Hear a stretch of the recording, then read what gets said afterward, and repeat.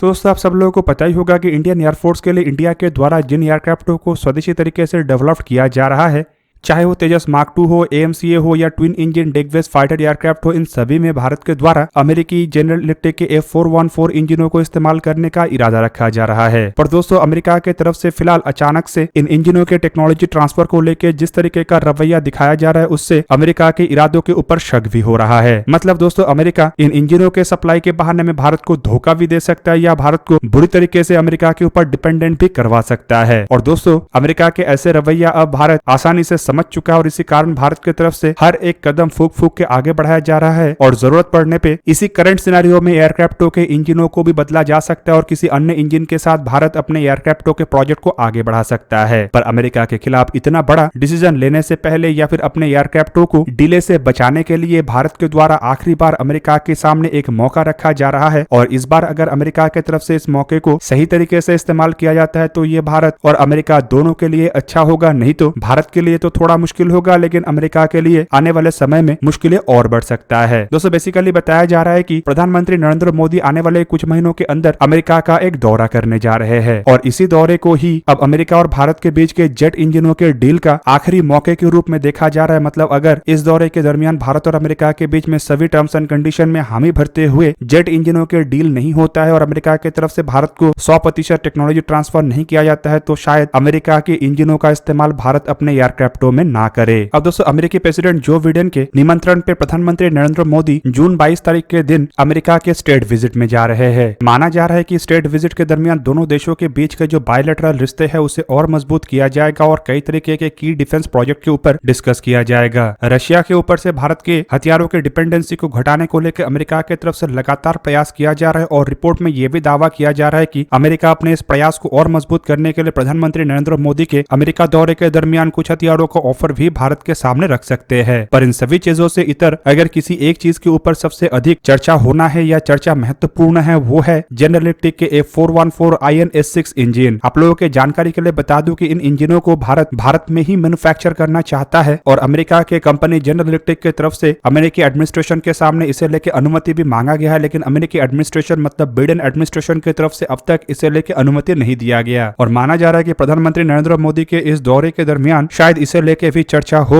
और शायद ये चर्चा फुल एंड फाइनल हो। दोस्तों पिछले हफ्ते एक रिपोर्ट में जानकारी दिया गया था कि अमेरिकी एडमिनिस्ट्रेशन के तरफ से इन इंजनों के टेक्नोलॉजी ट्रांसफर और इंजनों को भारत में मैन्युफैक्चर करने को लेकर अलग तरीके का रवैया अपनाया जा रहा है। जनरल इलेक्ट्रिक की तरफ से जहां पे लगातार यह दावा किया जा रहा है कि इंजनों के 100% टेक्नोलॉजी ट्रांसफर के साथ इसे भारत में मैन्युफैक्चर किया जाएगा और इसके लिए अमेरिकी गवर्नमेंट से अनुमति मांगा गया है, तो वहीं पे पिछले हफ्ते ही बाइडेन एडमिनिस्ट्रेशन की तरफ से जनरल इलेक्ट्रिक से इस ऑफर को लेकर इंक्वायरी किया गया। मतलब बाइडेन एडमिनिस्ट्रेशन लगातार जनरल इलेक्ट्रिक से ये पूछ रहा है कि कितने प्रतिशत तक इंजनों के टेक्नोलॉजी ट्रांसफर किया जाएगा और किस तरीके से कंपनी इंटेलेक्चुअल प्रॉपर्टी राइट को सेव करेगा। हालांकि ये भी रिपोर्ट में दावा किया जा रहा है कि बाइडेन एडमिनिस्ट्रेशन की तरफ से जनरल इलेक्ट्रिक को यह भी इंश्योर करने को बोला गया है कि असल में अगर ये मैन्युफैक्चरिंग प्लांट बनता है तो भारत कितने संख्या में इंजनों को परचेज करेगा। अब दोस्तों यहाँ पे इंटेलेक्चुअल प्रॉपर्टी राइट को प्रोटेक्ट करने को लेके बाइडेन एडमिनिस्ट्रेशन की तरफ से जनरल इलेक्ट्रिक को लगातार प्रेशराइज किया जा रहा है, जबकि दूसरी तरफ जनरल इलेक्ट्रिक 100% टेक्नोलॉजी ट्रांसफर का बात कर रहा है। तो ऐसे में दोस्तों कथनी और करनी के अंदर अंतर महसूस हो रहा है। दोस्तों आप लोगों को पता ही होगा कि ये जो जनरल इलेक्ट्रिक के F414 इंजन है, इनका इस्तेमाल भारत अपने तेजस मार्क 2, AMCA मार्क 1 और ट्विन इंजन डेकवेस फाइटर एयरक्राफ्टों में करना चाहता है। और तेजस मार्क 2 एयरक्राफ्ट तो काफी महत्वपूर्ण है क्योंकि इसका इस्तेमाल करके इंडियन एयरफोर्स अपने बेड़े से MiG-29, जैगुआर और मिराज 2000 जैसे महत्वपूर्ण एयरक्राफ्टों को रिटायर करेगा और कम से कम 200 की संख्या में इन एयरक्राफ्टों को इंडियन एयरफोर्स के लिए खरीदा जाना है। मतलब दोस्तों ये जो इंजन है ये अगर भारत खरीदता है तो इन इंजनों के ऊपर इंडियन एयरफोर्स के एक बहुत बड़ा बेड़ा डिपेंडेंट रहेगा और इसी वजह से भारत इन इंजनों को खरीदने से पहले इस बात को इंश्योर करना चाहता है कि टेक्नोलॉजी ट्रांसफर संपूर्ण रूप से होगा कि नहीं और बाद में अमेरिका की तरफ से कोई धोखा ना दिया जाए। अब दोस्तों अमेरिका चाहता तो यह है कि भारत अपने हथियारों की डिपेंडेंसी संपूर्ण रूप से अमेरिका से समाप्त कर दे, पर वहीं पे दूसरी तरफ अमेरिका ये चाहता है कि ये डिपेंडेंसी अमेरिका के ऊपर हो जाए। मतलब अमेरिका नहीं चाहता है कि भारत रशिया से डिपेंडेंसी को कम करके सेल्फ इंडिपेंडेंट मतलब हथियारों को खुद ही निर्माण करे और इसी वजह से शायद अमेरिका की तरफ से ऑफर ऑफर तो रखा जा रहा है, लेकिन ऑफरों में ऐसे ऐसे शर्तों को रखा जा रहा है जिससे हथियार भारत में नहीं बनेगा बल्कि भारत डायरेक्टली उसे परचेस करेगा। बेसिकली जनरल इलेक्ट्रिक की तरफ से भी जो 100% टेक्नोलॉजी ट्रांसफर का बात कहा जा रहा है, इसमें भी कई तरीके के झोल है और रिपोर्ट में बताया जा रहा है कि जनरल इलेक्ट्रिक असल में 100% टेक्नोलॉजी ट्रांसफर में इंजनों के कोर टेक्नोलॉजी देने के लिए तैयार नहीं है, जो इंडिया को अति आवश्यक है। और दोस्तों सिंपली अगर ये टेक्नोलॉजी भारत को नहीं मिलता है तो जनरल इलेक्ट्रिक के F414 केवल मात्र भारत में असेंबल ही होगा और इसके भी जो पार्ट भारत में बनेगा वो ऑलरेडी भारत के पास टेक्नोलॉजी है, पर वहीं पे इंटेलेक्चुअल प्रॉपर्टी राइट के प्रोटेक्शन के नाम पे अमेरिका की तरफ से अवश्य ऐसे शर्तों को रखा जाएगा जिससे 100% टेक्नोलॉजी का मतलब ही होगा कि ऐसे टेक्नोलॉजी जो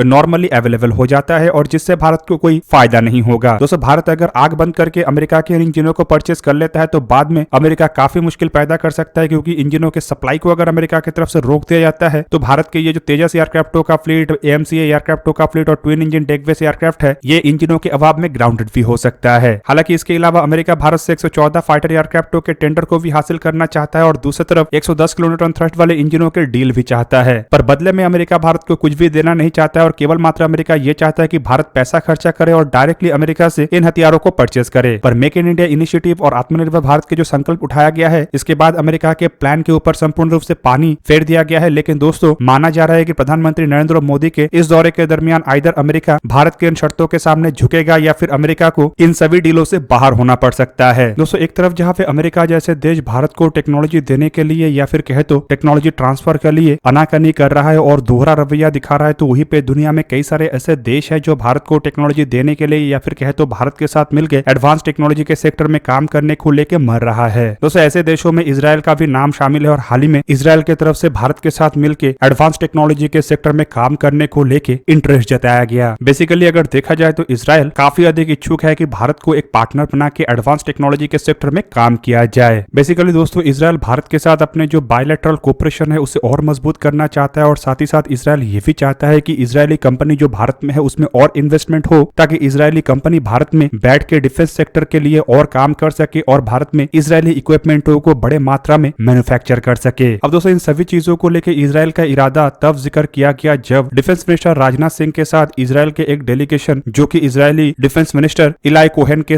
नेतृत्व में भारत आए थे, उनके साथ मुलाकात हुआ। रिपोर्ट में बताया जा रहा है कि इस मुलाकात में काफी सारे चीजों को लेके जहां पे चर्चा हुआ तो वहीं पे एडवांस टेक्नोलॉजी में कोऑपरेशन इस मुलाकात का केंद्र बिंदु था। दोस्तों फिलहाल अगर देखा जाए तो इजराइल और भारत के बीच के जो डिफेंस कोऑपरेशन है वो काफी मजबूत है और भारत लगातार इजराइल से कई तरीके के महत्वपूर्ण हथियारों को परचेस कर रहा है और कई सारे ऐसे इजरायली टेक्नोलॉजिकल एडवांस हथियार है जो भारत में मैन्युफैक्चर हो रहा है। पर दोस्तों आपको जान के हैरानी होगा कि इजराइल और भारत के बीच में जो डिप्लोमेटिक रिलेशनशिप है वो केवल मात्र 30 साल ही हुआ है। मतलब 1993 में इजराइल और भारत के बीच में डिप्लोमेटिक रिलेशनशिप बना था, लेकिन अगर दोनों देशों के बीच के अगर डिफेंस रिलेशनशिप को देखा जाए तो ये 75 साल पुराना है। इजराइल जब से बना है तब से ही भारत और इजराइल के बीच में एक तरीके से रिलेशनशिप बन गया था और इसी कारण लगातार डिप्लोमेटिक मान्यता नहीं देने के बावजूद भारत को इजराइल के द्वारा कई सारे लड़ाइयों में हथियार भेज के मदद किया जा चुका है, चाहे वो 65 का लड़ाई हो या 71 का लड़ाई। इवन अगर देखा जाए तो कारगिल की लड़ाई के दरमियान भी इजराइल की तरफ से भारत को कई सारे महत्वपूर्ण हथियार दिया गया, जिसके बदौलत भारत पहाड़ी चोटी में छुपे हुए पाकिस्तानी घुसपैठियों को मार सका था। इजरायली स्पाइस 2000 बॉम्ब्स का इस्तेमाल करके ही भारत के द्वारा बालाकोट एयर स्ट्राइक को अंजाम दिया गया था। और दोस्तों अगर देखा जाए तो इंडियन आर्मी, एयरफोर्स और नेवी तीनों के बेड़े में ही महत्वपूर्ण हथियार के रूप में इजरायली हथियार इस्तेमाल होता है। भारत और इजराइल कई सारे हथियारों को ज्वाइंट वेंचर में बना चुका है, जिनमें बराक 8 जैसे खतरनाक तरीन मिसाइल शामिल है। और दोस्तों आपके जानकारी के लिए यहाँ पे बता दूं कि भारत के बेड़े में फिलहाल जितने भी बड़े ड्रोनों का इस्तेमाल हो रहा है उनमें से ज्यादातर ड्रोन इजरायली मेड है। ऐसे में आप समझ सकते होंगे कि इजराइल भारत के साथ कोऑपरेशन करने के लिए किस तरीके से इच्छुक है। तो वहीं पे दूसरी तरफ अगर देखा जाए तो केवल मात्र इजराइल ऐसा देश नहीं है, बल्कि ऐसा इरादा तो France, Germany, Britain, even south Korea और जापान की तरफ से भी जताया जा चुका है। लेकिन अमेरिका शायद अपने मन में यह सपना पाल के रखा है कि भारत के लिए अमेरिका के अलावा कोई और नहीं है और इसी कारण अमेरिका के द्वारा ऐसे दोगलापन अपनाया जा रहा है। लेकिन मेरा मानना यह है कि अमेरिका अगर ऐसा दोगलापन अपनाएगा तो इससे अमेरिका को ही नुकसान होगा और यह नुकसान काफी भारी होगा।